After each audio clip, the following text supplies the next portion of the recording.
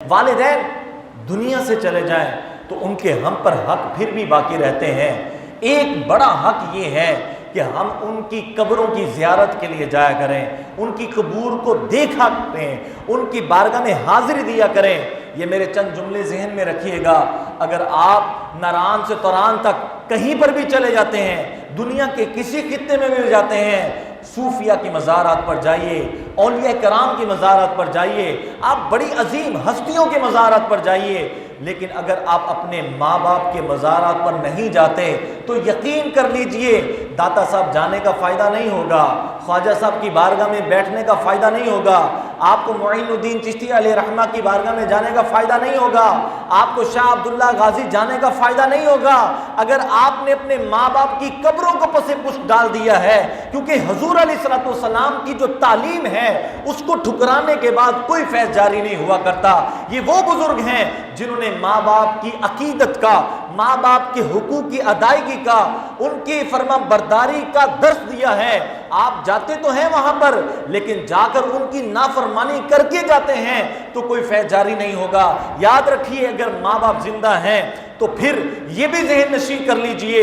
آپ دربار پر جا کر چادر چڑھائیں لیکن گھر پر ماں کی چادر پھٹی پرانی ہو تو کوئی فائدہ نہیں ہوگا۔ پہلے ماں کا حق ادا کیجئے، پھر جا کر چادر چڑھائیے، اللہ نے چاہا تو آپ کو ڈھیروں برکتیں عطا ہو جائیں گی، اللہ تبارک و تعالیٰ کا فضل ہو جائے گا، کرم ہو جائے گا۔ لیکن اگر حالت یہ ہو کہ ماں جو ہے وہ پسماندگی کی زندگی گزار رہی ہے، ماں جو ہے وہ کپڑے پھٹے پرانے پہنے ہوئے ہیں، اور یہ جناب پورا ٹولہ لے کر بھی کہیں پر چلا جائے اور ڈھول دھمکا کر لے، کوئی فائدہ نہیں ہوگا۔ ہاں یہ بھی ذہن میں رکھیے اگر ماں باپ دنیا سے چلے جائیں اور ماں باپ کی قبروں کو چھوڑ کر کسی اور کے پاس جاتے ہیں تب بھی فیض جاری نہیں ہوگا۔ اگر آپ چاہتے ہیں کہ آپ کو تجلیات مل جائیں، آپ پر آپ کے پیروں کا فیض جاری ہو جائے، تو پھر آپ کو چاہیے کہ اپنے مرنے والے مرحومین، اپنے والدین کی قبروں پر پہلے جائیے، زیارت کیجئے، وہاں پر حاضری باقاعدگی سے دیجئے،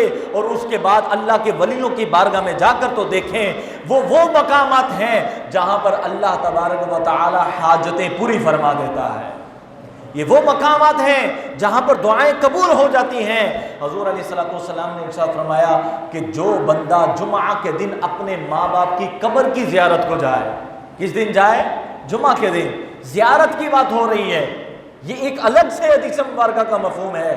آپ نے جا کر ابھی کچھ نہیں کیا، آپ نے کچھ نہیں پڑھا، آپ نے قرآن کی تلاوت نہیں کی، آپ نے سورہ یاسین شریف بھی نہیں پڑھی، آپ نے وہاں پر فاتحہ بھی نہیں پڑھی، لیکن حضور علیہ السلام نے ارشاد فرمایا جا کر صرف اپنے ماں باپ کی قبر کی زیارت کر لے، جمعہ کا دن ہو۔ اگر دیکھا جائے تو وہ دیکھنے میں تو ایک مٹی کی ڈھیری ہے، لیکن خدا کی قسم وہ مٹی کی ڈھیری نہیں ہے، وہ جنت کا خزانہ ہے۔ حضور علیہ السلام نے فرمایا جاؤ، جا کر تم ماں باپ کی قبر کی زیارت کرو گے، عرش کا رحمان جو ہے وہ تمہارے سارے گناہوں کو معاف فرما دے گا۔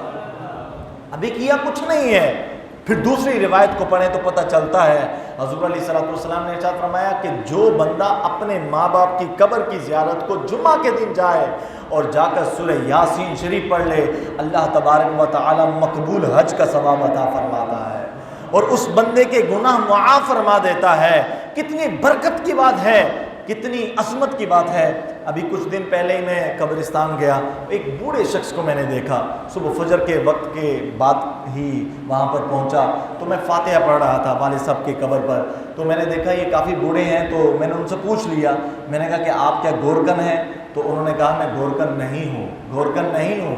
میری یہ والدہ کی قبر ہے، اس قبرستان میں سب سے پہلی قبر میری ماں کی تھی۔ وہ بوڑھا شخص اگر اپنے بڑھاپے تک وہاں پر آ رہا ہے تو یقین کریں میں نے بڑی نصیحت حاصل کی۔ اللہ اللہ اللہ اللہ اللہ اللہ اللہ اللہ